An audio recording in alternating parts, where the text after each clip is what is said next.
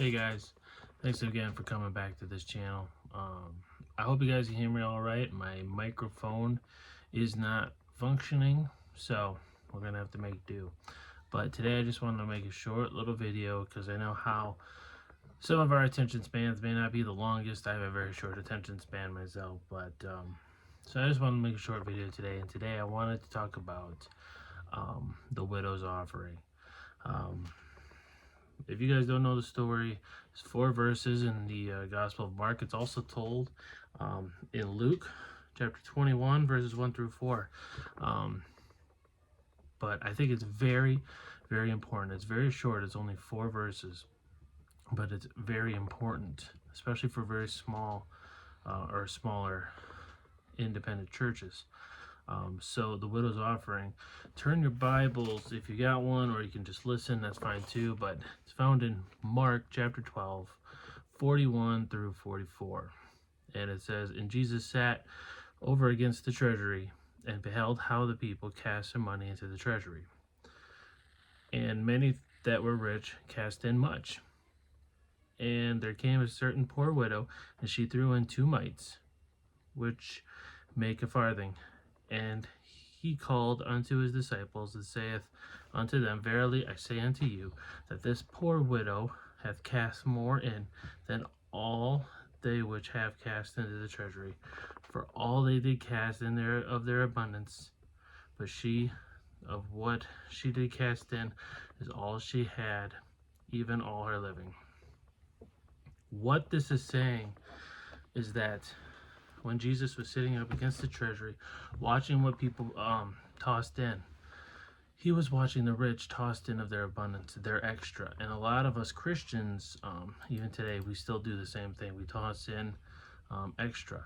I know before that I was saved, I didn't really understand 10% tithing, any of that. I knew what I had to do was provide for my family. Anything extra I could give to God. And that's exactly what these people do. And a lot of people still do that today in the church. Now, what you give to the church, what you give to God is between you and God. And as my pastor always says, if it's hard for you to part with your money, keep your stinking money because God doesn't want it. But what you give to the church, what you give to God, what you tithe is between you and God, nobody else's business. And I've actually tried to make it a habit of tithing in cash. Because it is between me and God. I don't need anyone else knowing what I tithe, what I do. It's just between me and the Lord. So, but Jesus is sitting up against the treasury, and he's watching people cast in their money, and he's watching these rich people, these people of wealth, toss in of their abundance, and almost making a show of it, making it look good as they toss money in. But he knows that they're tossing in of the extra money that they have after everything else is provided for in their life. And then comes this older widow who tosses in 2 mites, which isn't very much. I actually, I didn't look up exactly what the equivalent is, but I know it's not very much at all. But it's all she had. And she tosses it in. And he tells the disciples, he teaches them a very valuable lesson. She gave so much more than everyone else because as everybody else still has their comfortable lifestyle. They have the bills paid, they have food on the table, a roof over their head, and they have whatever extra that they have.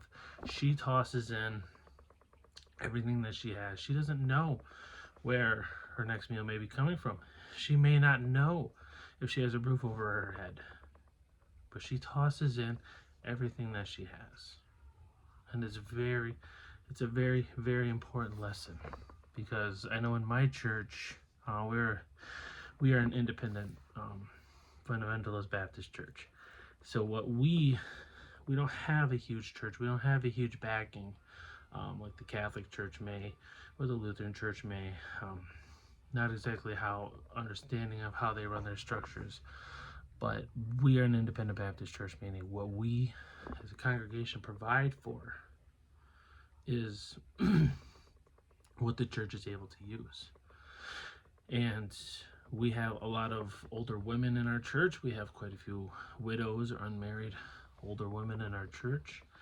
And they are the first ones to try to provide um, you know, cookies, meals, this, that, and the other. They are doing everything they can to provide, and some of them may not have the means.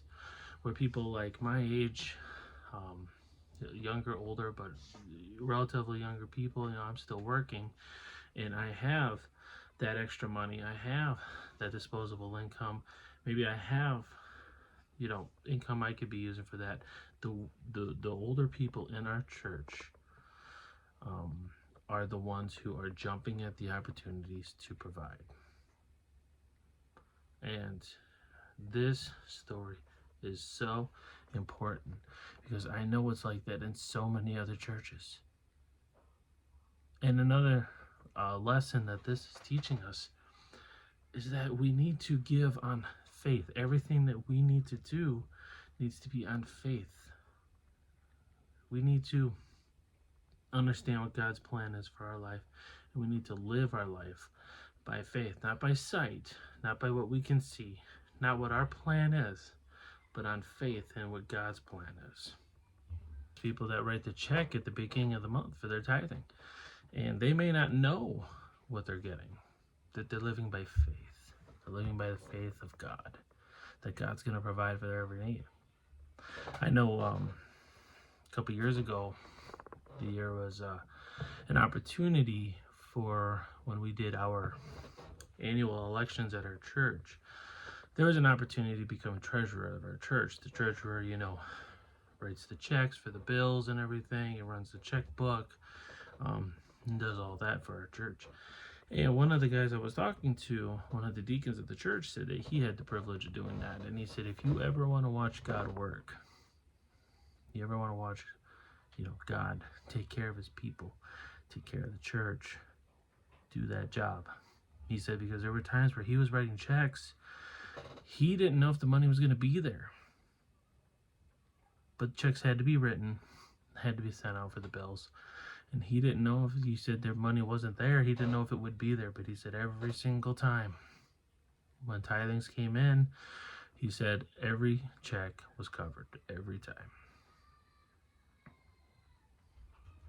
Do we have the same faith as the widow in this story? Are we willing to put our, put in our offering, put in money that we may not necessarily have? We may not have that abundance to put in to be comfortable. Do we have the will, and do we have the maturity, the spiritual maturity to be able to toss those coins in, to be able to live our life by faith and not by sight, not by everything, not by worldly standards, and not by our own understanding, but the will to trust God, trust that he'll provide, trust that he'll always be there, trust that he's always going to meet our needs. That's what the widow did in this story. She gave so much more than everybody else because she trusted in God to provide for her. Do we have that same trust? Do you have that same trust? It took me a long time, and there are times I still don't have that trust. I still feel, I have 4 kids, I have a wife, I have to make sure that they're provided for. And there are times where I don't have that spiritual maturity that I need to have. But I'm working on it, and I'm getting better. And there's a lot of situations where before I would do everything I could to solve the problem, to provide. Now I put it in God's hands because he knows better than me, and he can provide better than I can provide. When we try to solve our own problems, a lot of times we just make it worse. You have that trust in God. I know I do. For the most part, there are times where I fail, but I'm doing my best. We could all now and then be like the widow. I'm not saying give everything you have to the church, but what I'm saying is have that trust that God will provide, because he always provides. Thank you guys for listening. If you like what you heard, like what you've seen, like, share, subscribe, share this message. Get it out there. I'm just trying to help educate people, to help, just to help start a conversation, to help others, to be a blessing. So thank you for everything, and I hope you have a very blessed day. Take care, guys.